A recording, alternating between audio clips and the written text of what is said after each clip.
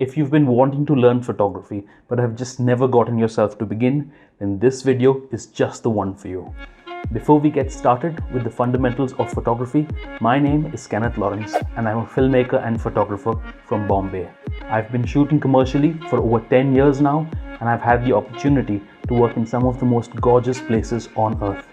Altogether, my videos have crossed several millions of views.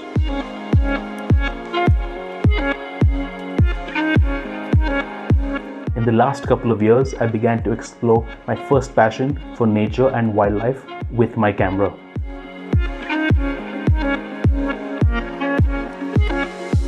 After all the many experiences, it's time to share my adventure with you.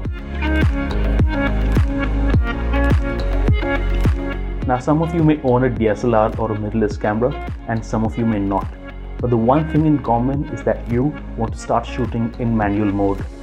Understanding manual mode will enable you to control those out of focus backgrounds, capture high-speed action shots, and even give your photographs a sense of motion.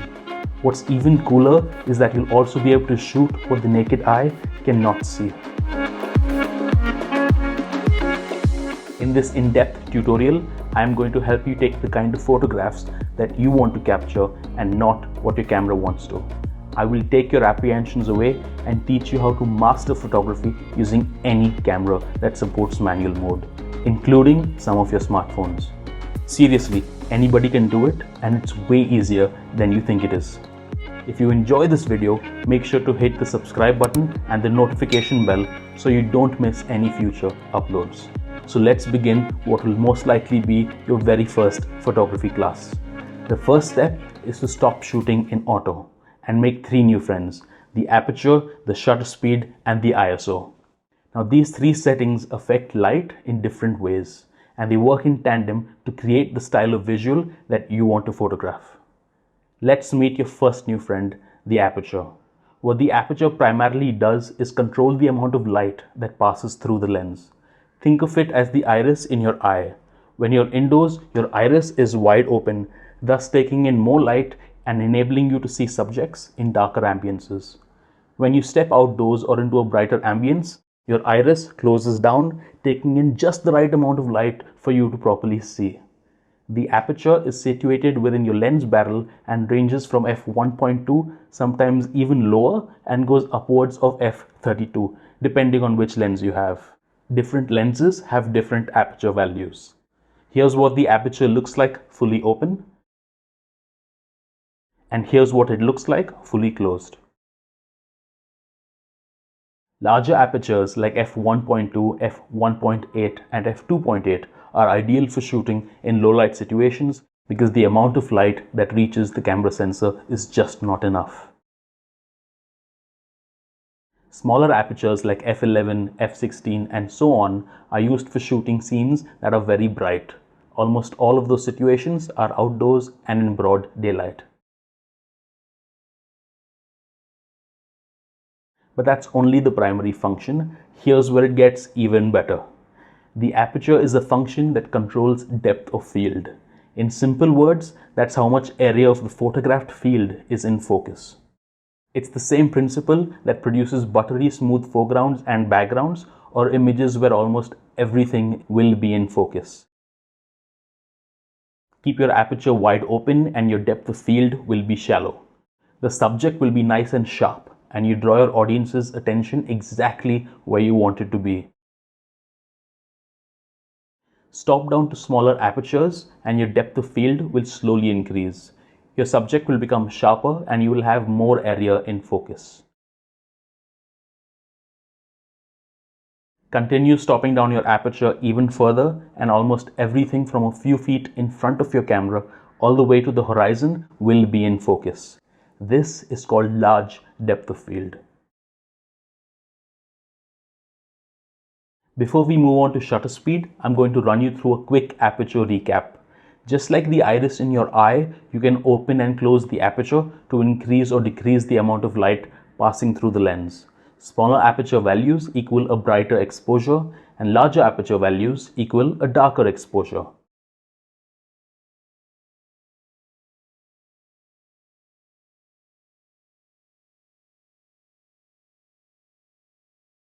Its secondary function is to control the depth of field.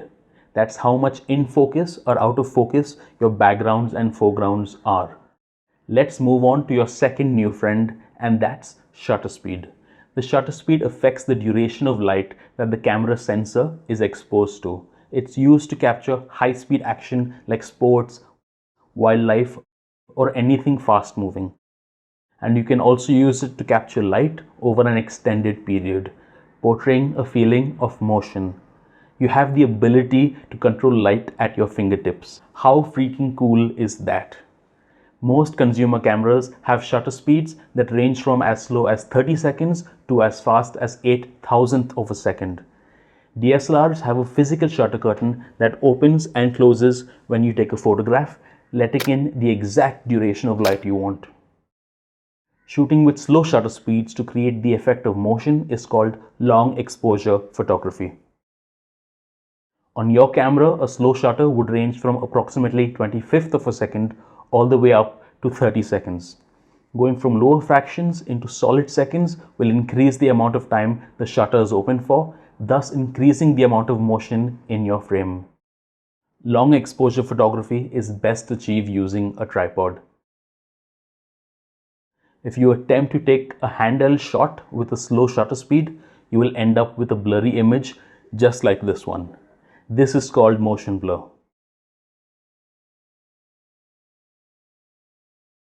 Let's say you want to take a photograph with a friend or a model and you need a shutter speed that's just fast enough to avoid any motion blur caused by your handshake or by a friend moving around. A shutter speed of about 50th to 200th of a second would be ideal. If you want to freeze a fast-moving subject like a motorcycle or a bird mid-flight, you're going to need faster shutter speeds like those between 500th to 8,000th of a second. This is called high-speed photography. An important thing to also keep in mind is that your shutter speed affects the brightness of your exposure. A slow shutter takes in more light, resulting in a brighter exposure, and a fast shutter takes in less light, resulting in a darker exposure. Long exposure photography isn't just used to capture subjects in motion. It's also used to photograph static subjects in low light conditions. Remember, the longer the shutter speed, the brighter the exposure. This 30-second exposure of the Milky Way reveals more information in the night sky than we can see with just the naked eye.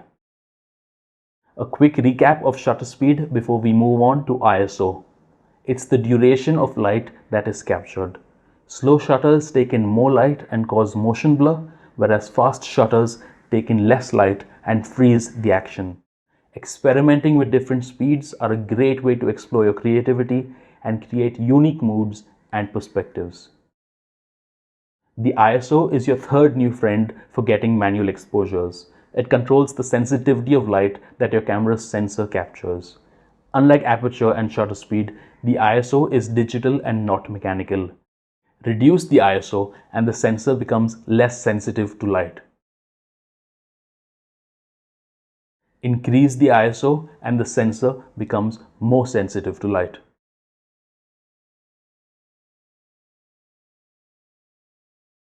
Any outdoor photography in broad daylight requires a lesser ISO. Shooting indoors or in low light situations requires a higher ISO. An important note to make is that ISO significantly affects your image quality. Lower ISOs render a very clean and sharp image. Higher ISOs render a noisy and grainy image. If you take a lot of photographs on your smartphone, you will realize that your shots in sunny conditions are much sharper and cleaner than those taken indoors or at night. This pixelation is because your camera sensor drastically increased its sensitivity to light. It won't pick up enough information and it's basically struggling to photograph in the dark. This is why you should be shooting in manual, because you can control exactly the kind of image that you want to capture. Aperture, shutter speed and ISO are nothing to be intimidated by, and with ample practice, you can take those photographs that you've always been dreaming of. Here's how you can start. Keep your ISO as low as your camera allows it to go. Experiment first with depth of field using the aperture and adjust your shutter speed accordingly. When you achieve a sense of satisfaction with that, experiment with the shutter speed and adjust your aperture accordingly. Only increase your ISO if you really need to. Play around with these settings and let me know how it went in the comments below. If you have any doubts or questions, feel more than free to ask them as well. I will answer every one of you. In future uploads, I'm going to be talking about white balance, histogram, composition techniques, raw image processing, and a lot more. So if you enjoyed this tutorial, please hit the like button and make sure to subscribe. Your support is going to help me build this channel and community and take it a long, long way. See you in the next one.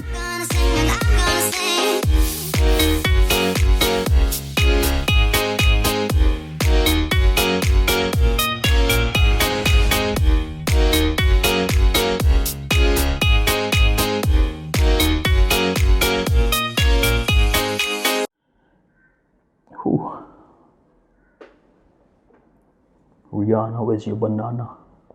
See you in the next one. See you. See you in the next one. See you in the next one. See you in the next one.